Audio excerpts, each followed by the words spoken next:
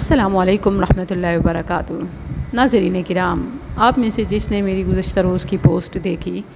وہ ایک بزرگ خاتون کے ساتھ مکالمہ تھا جس میں تسبیح کے دانوں پر فال نکالنے یا خیر اور شر کا فیصلہ کرنے کے حوالے سے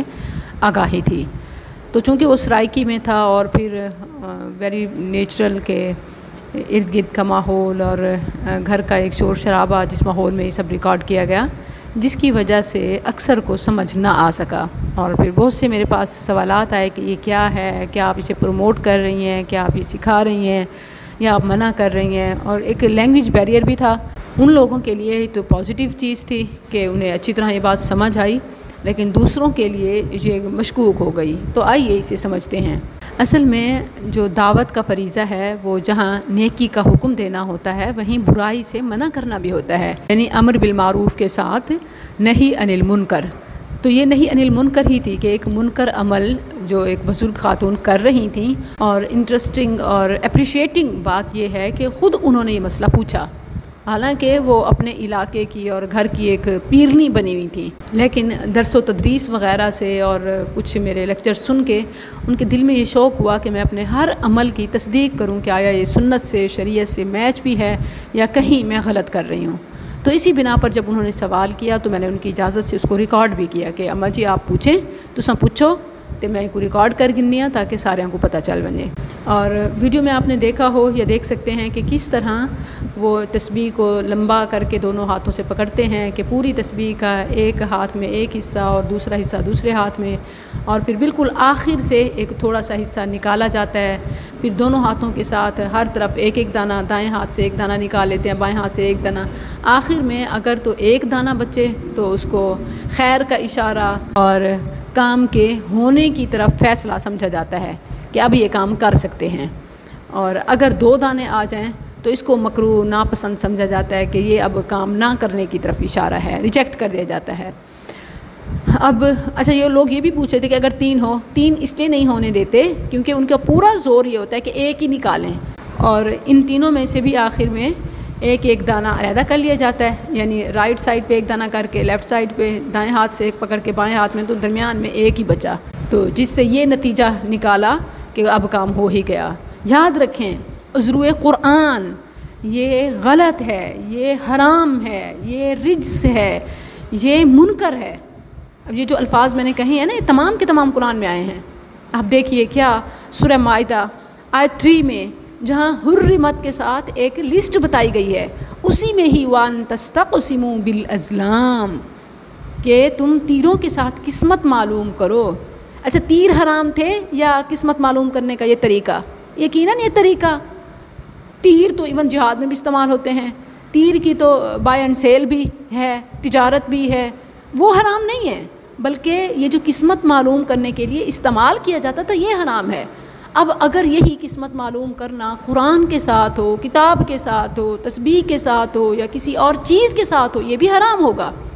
کیونکہ یہ نہ تو استخارہ ہے کیونکہ اس کا ایک الگ شرعی طریقہ ہے، اور بلکہ وہ تو ایک دعا ہے اور 2 رکعت نماز ہے، یعنی 2 نفل پڑھ کے اللہ سے دعا مانگیں، اور وہ مسنون دعا بھی ہے۔ کوئی اس کا نیند سے یا اسی طرح قسمت کے معلوم کرنے سے، غیب میں جھانکنے سے تعلق نہیں ہے۔ انفارچونیٹلی اسے بھی لوگوں نے گویا فعال ہی بنا لیا، غیب جھانکنے کا ایک ذریعہ ہی بنا لیا، تو وہ بھی غلط ہو گیا۔ لیکن استخارہ جو شرعی ہے وہ کیا ہے کہ 2 نفل نماز پڑھ کے وہ مسنون دعا پڑھنا اور معاملہ اللہ کے سپرد کر دینا۔ پھر اہل علم سے مشورہ بھی کر سکتے ہیں، اور جس پر دل مطمئن ہو وہ کر گزریں۔ اگر بہتری ہوگی تو مقدر کر دیا جائے گا، اور اگر شر ہوگا تو ٹال دیا جائے گا۔ یہ تو ہے استخارہ۔ اب خیر اور شر کا اشارہ نکالنا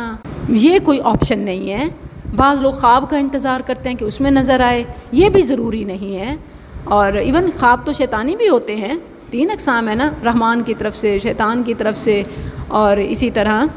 ذہنی اور نفسیاتی جذبات، خیالات جو خواب میں نظر آ جائیں، تو یہ کوئی شرعی طریقہ نہیں ہے۔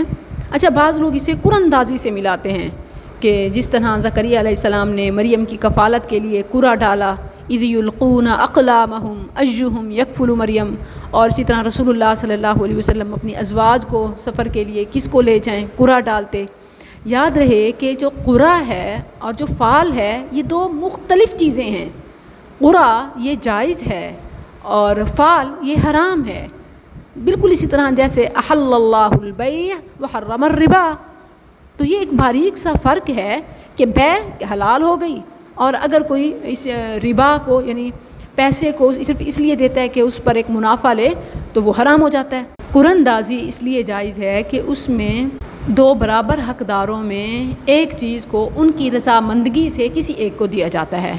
اب ایک چیز تقسیم نہیں ہو سکتی، جیسے مریم کی کفالت کا معاملہ تھا، دو لوگوں کو تو نہیں دیا جا سکتا، سب کو اس بات پر راضی کیا گیا کہ قرعہ نکالتے ہیں، جس کے نام کا نکلا مریم کی کفالت وہ کرے گا۔ اسی طرح ایسی کوئی بھی چیز کہ جس میں حصے دار سب برابر ہوں مگر وہ چیز کسی ایک کو ہی دی جا سکتی ہے، تو سب کو راضی کر کے پھر قرعہ نکالا جاتا ہے، یعنی یہ ایک قسم کا فیصلے کا طریقہ ہے۔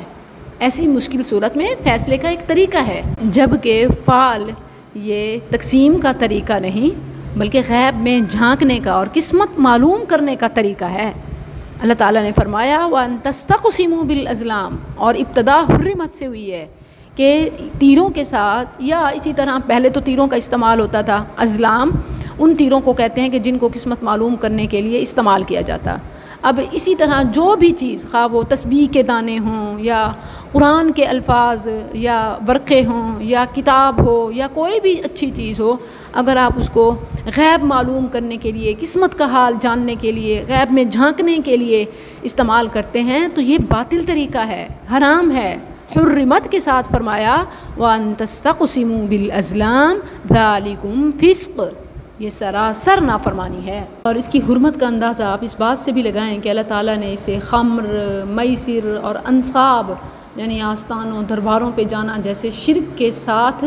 حرام کیا، اور قطعی حرمت ہے، جیسے یا ایھا الذین آمنوا انما الخمر والمیسر والانصاب والازلام، ازلام تیر کے ساتھ فال نکالنا،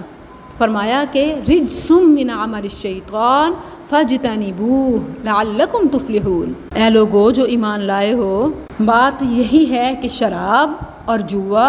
اور شرک کے لیے نصب کردہ چیزیں اور فال کے تیر سراسر گندے ہیں، شیطان کے کام سے ہیں۔ رجسم من عمل الشیطان فاجتنبوہ، سو اس سے بچو، لعلکم تفلحون، تاکہ تم فلاح پاؤ۔ اب کامیابی کے لیے یہ تسبیح کے دانوں کے ساتھ یا کتاب کے ورقوں کے ساتھ یا قرآنی آیات کے ساتھ، صورتوں کے ساتھ اور صفحات کے ساتھ